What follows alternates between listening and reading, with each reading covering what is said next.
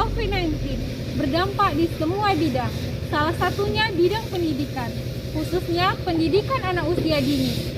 Untuk itu, kami telah mengundang dua narasumber dari jurusan Pendidikan Islam Anak Usia Dini dan jurusan Psikologi yang akan membahas mengenai psikologi komunikasi anak usia dini.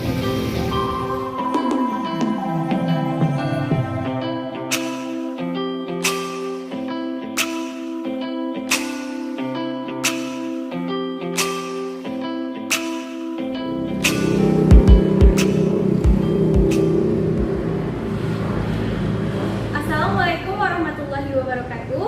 Perkenalkan, saya Desi Malenia, mahasiswi jurusan Ilmu Komunikasi.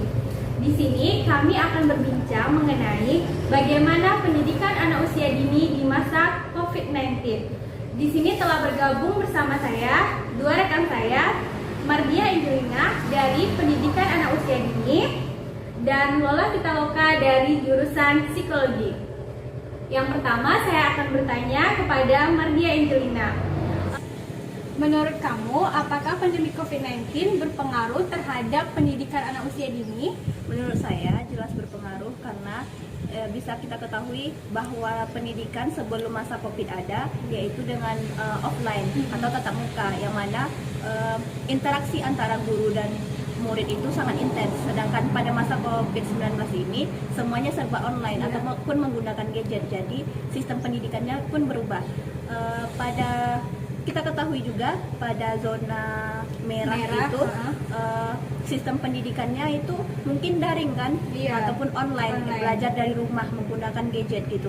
Sedangkan untuk zona hijau bisa dengan sistem bisa dengan online ataupun ada juga yang itu sesuai dengan kebijakannya pemerintah. Tapi kalau khusus pendidikan anak usia dini itu kebijakan dari yayasannya sendiri. Bisa mungkin menggunakan home visit atau pembelajaran yang mana gurunya datang ke rumah anak muridnya yang terjangkau, dan nanti anak muridnya yang berdekatan bisa belajar bergabung bersama begitu. Jadi kesimpulannya, pendidikan anak usia dini sangat berpengaruh pada masa pandemi COVID-19 ini kan? Selanjutnya kita akan dengarkan bagaimana pandangan secara psikologis tentang pembelajaran di rumah atau daring terhadap psikologis anak usia dini. Kita akan bertanya kepada Lola Pitaloka, mahasiswi psikologi. Bagaimana menurut kamu? Menurut pandangan saya tentang pembelajaran daring atau pembelajaran online ini, apakah ada pengaruh atau tidaknya? Menurut saya ada, karena di dalam pertama kali sekolah, anak-anak itu yang awalnya offline, tiba-tiba dengan adanya pandemi COVID-19 ini berubah menjadi online, dan anak-anak yang awalnya mulai terbiasa tatap muka langsung dan tiba-tiba online dan tidak bisa bertatap muka langsung, maka beradaptasi itu sangat susah bagi anak-anak yang sudah terbiasa dengan offline. Jadi itu sangat berpengaruh sih menurut saya terhadap diri anak sendiri dan pendidikannya. Jadi kesimpulannya, anak-anak harus beradaptasi kembali tentang bagaimana proses belajar mengajar yang serba online saat ini.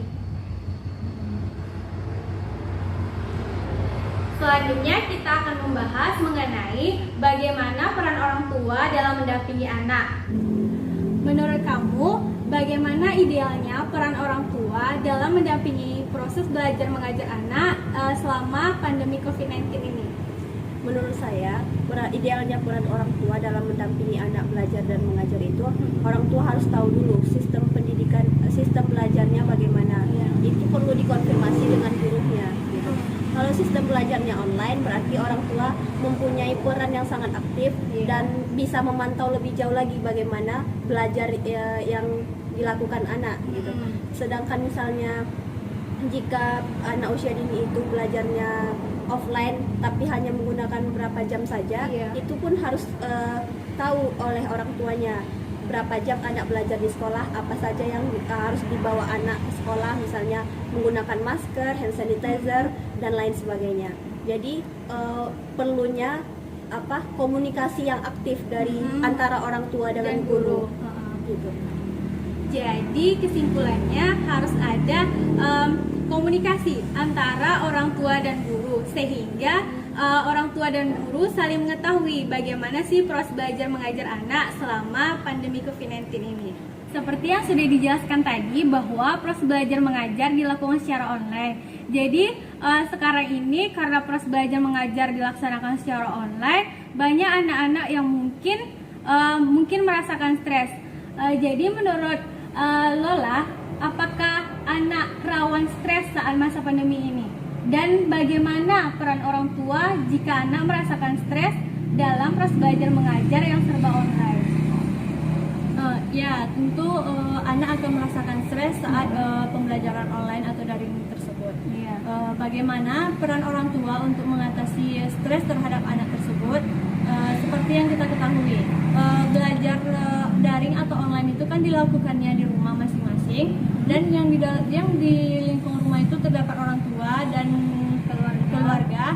Jadi untuk mengatasi stres anak tersebut, buatlah jadwal atau schedule yang misalnya dari pagi, misalnya anak itu mulai sekolah jam 7.30. Jadi dari jam 7.30 itu orang tua itu berperan sebagai guru. Selain sebagai orang tua di rumah, orang tua juga bisa menjadi guru di rumah di saat kondisi seperti ini. Seperti jam 7.30 tadi, orang tua harus menyiapkan seperti sekolahnya. Jam 7.30 seperti perangkat biasa offline, tapi itu dilaksanakan di rumah. Jadi orang tua itu yang mengajar anaknya, misalnya jam 7.30 mulai masuk, misalnya istirahat jam 9, dan anak itu harus istirahat juga. Jadi nanti disambung lagi dengan jam setengah 10 misalnya, orang tua pun mengajar seperti guru, dikasih istirahat, dan waktunya pulang, anak itu harus dipulangkan, bukan dipulang maksudnya, selesai belajar di rumah. Jadi untuk mengurangi stres anak tersebut seperti itu. Setelah jam pelajaran, orang tua selain menjadi orang tua, selain menjadi guru, dan bisa juga menjadi teman atau sahabat si anak, agar anak itu tidak merasakan stres di saat masa pandemi seperti ini. Jadi intinya kita sebagai orang tua harus memiliki berbagai macam peran. Jadi tergantung kepada orang tua. Agar anak itu tidak stres, kita harus menjadi sebagai orang tua tentu saja, kemudian menjadi guru dan menjadi sahabat juga. Mengingat kondisi yang saat ini, kita lebih banyak melakukan aktivitas di dalam rumah sehingga kita jarang berinteraksi dengan masyarakat luar. Begitu juga dengan anak.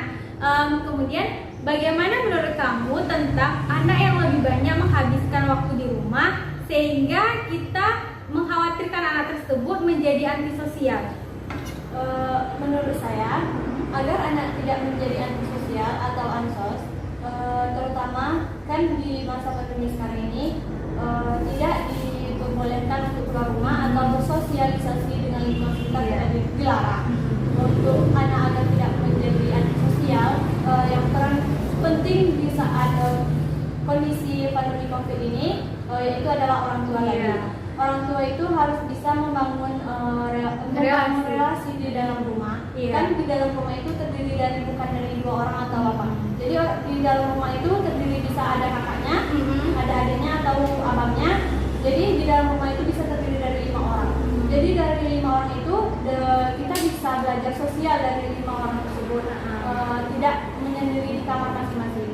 Jadi ada waktu-waktu tertentu untuk berkumpul bersama-sama di ruang keluarga atau di depan TV juga bisa. Jadi untuk membangun jiwa sosial anak tersebut, kita itu bisa berbincang-bincang dengan anak tersebut, dikumpulkan semua anggota keluarga untuk melakukan perbincangan agar anak itu terbiasa dengan sosial. Jadi setelah pandemi COVID ini, anak itu sudah terbiasa dengan dunia luar seperti bersosialisasi kepada orang lain, dan itu tuh dimulai dari dalam keluarga tersebut. Jadi harus ada semacam quality time bersama keluarga untuk berbincang secara sederhana, bincang-bincang biasa gitu ya. Jadi kesimpulannya, dari beberapa pertanyaan tadi kita dapat menyimpulkan bahwa peran orang tua sangatlah penting dalam memberikan dampak yang penting untuk anak kedepannya bagaimana. Apalagi di masa pandemi ini, orang tua memiliki peran ganda. Orang tua harus bisa menjadi guru, orang tua juga harus bisa menjadi sahabat bagi anak. Baiklah, telah kita dengarkan bersama pendapat dari mahasiswi pendidikan Islam anak usia dini dan mahasiswi psikologi tentang bagaimana pandemi COVID-19 berdampak terhadap pendidikan anak usia dini. Terima kasih telah menyaksikan bincang-bincang kami. Saya Desi Malenia, mohon undur diri. Wassalamualaikum warahmatullahi wabarakatuh.